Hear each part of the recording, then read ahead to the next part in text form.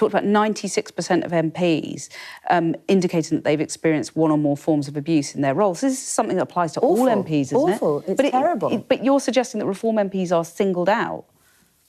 No, I didn't say that. I said since the death of one of our colleagues and one of our own, we do feel... At first, this sounds like a small correction.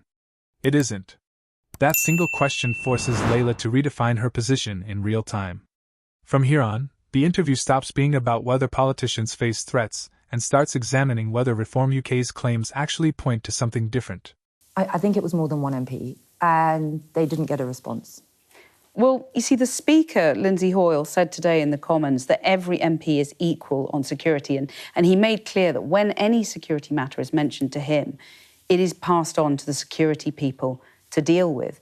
Don't you owe him an apology? I just said that they wrote to him and they didn't get a response. But he says that, people should be assured that it is passed, any security issue is passed on to the security people to deal with. Well, do you not trust him to have done that?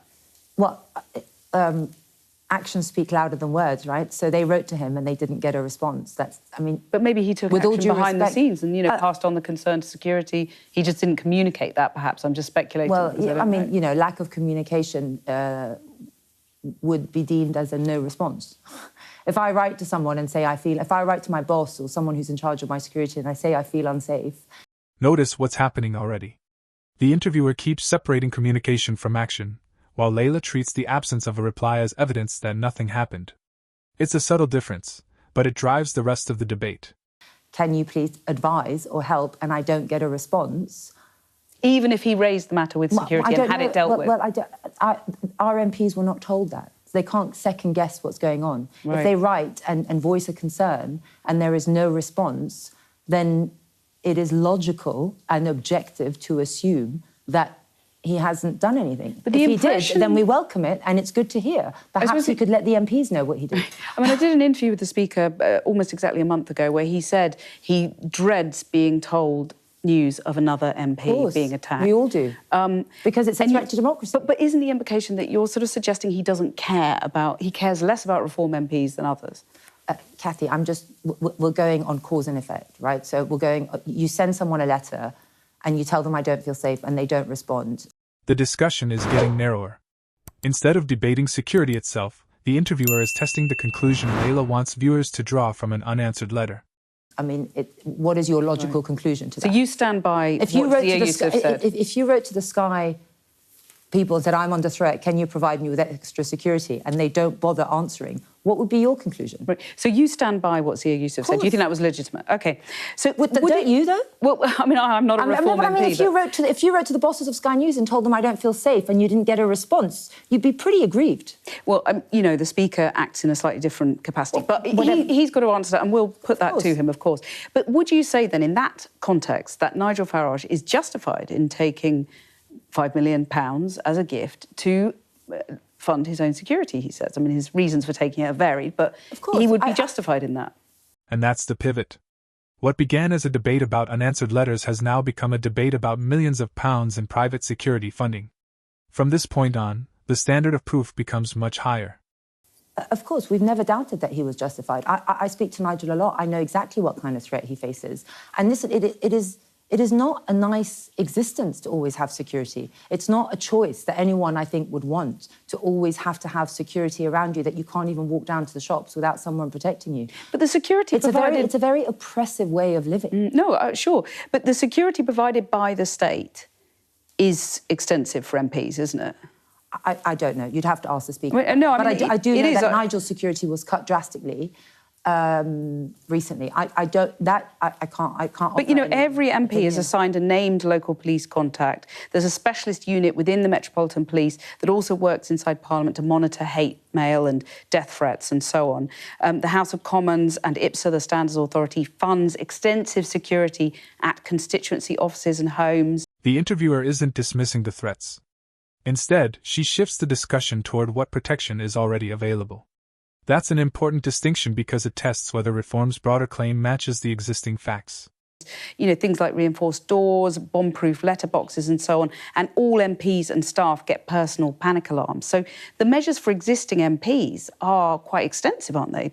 Well, based on that? You would hope, right? That sounds like a huge array of security measures. But as we've seen, we have had, sadly, murdered MPs. So of course, it's a case-by-case basis. But, you know, you're only as safe as the next person who's as determined to get to you. Your Reform's mayoral candidate, do you feel then that, you get any sort of support from the state, or do you have to? No, I mean, I've never. You have to rely on the party. Well, listen, I've been followed once on a bridge. I've had messages saying, whenever you get the chance, you should go and kill yourself. I've had messages saying, we're watching you. I have reported it all to the police. My car was actually last week damaged. No one disputes that these experiences are serious. But personal experiences and political claims aren't always the same argument. The interviewer is still asking whether those incidents prove reform is being treated differently.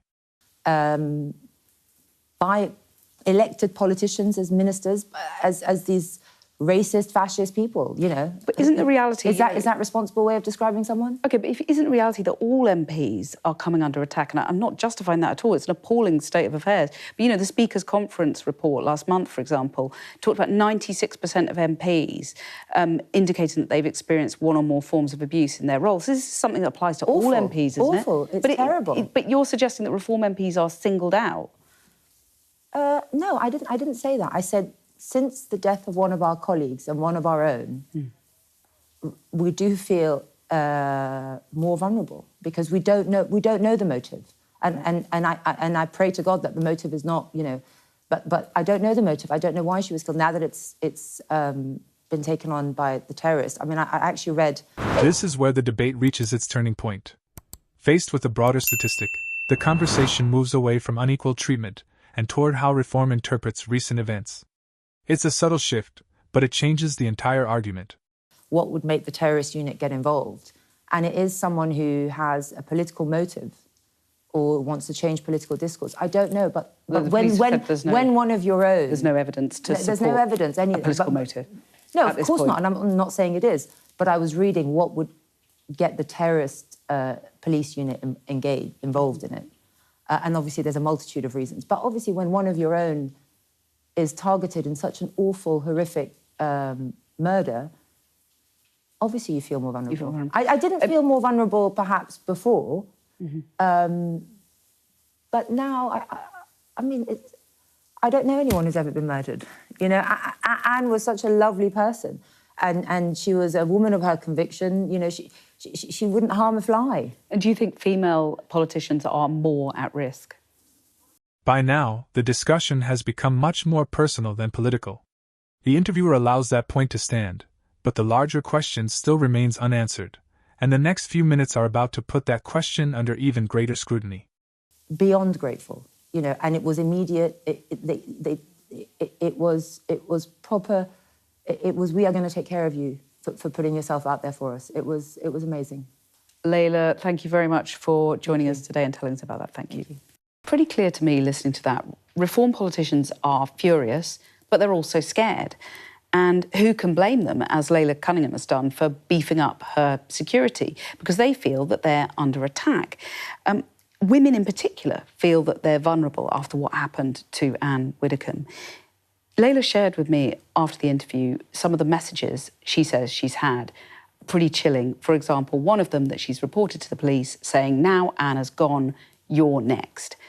Now, those messages are chilling for her, but they also have a chilling effect on democracy itself.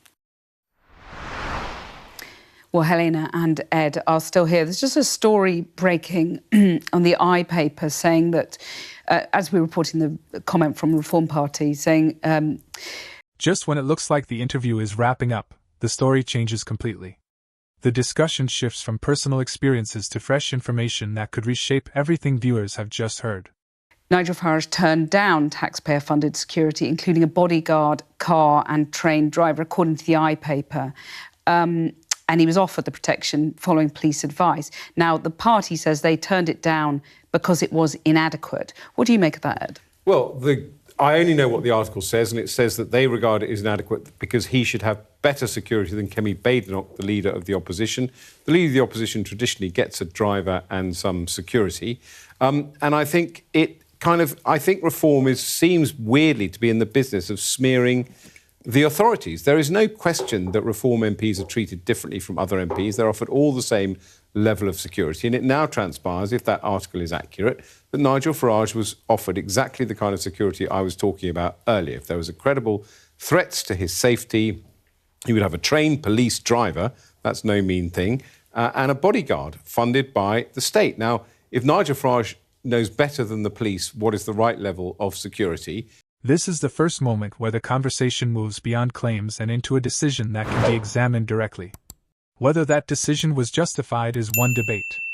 But it inevitably raises new questions about the argument we've been hearing throughout the interview.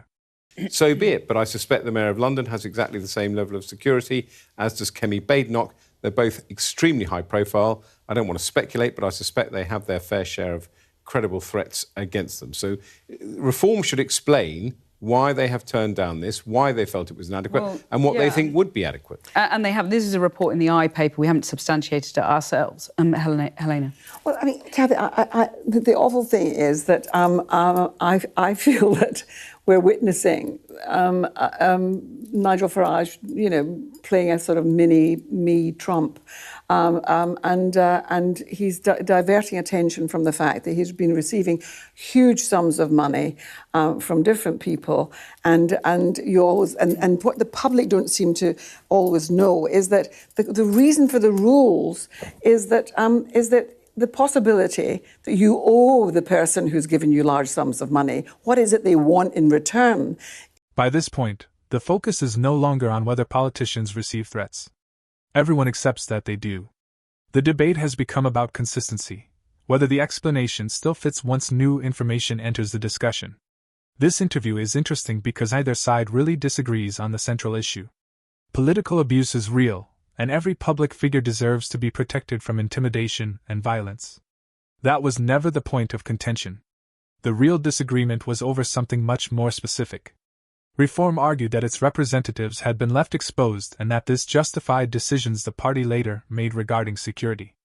The interviewer repeatedly tested that claim, separating personal experiences from the broader conclusion being drawn. That's an important distinction. Feeling vulnerable after a tragedy is completely understandable. But feeling vulnerable isn't, by itself, proof that one political party is being treated differently from every other.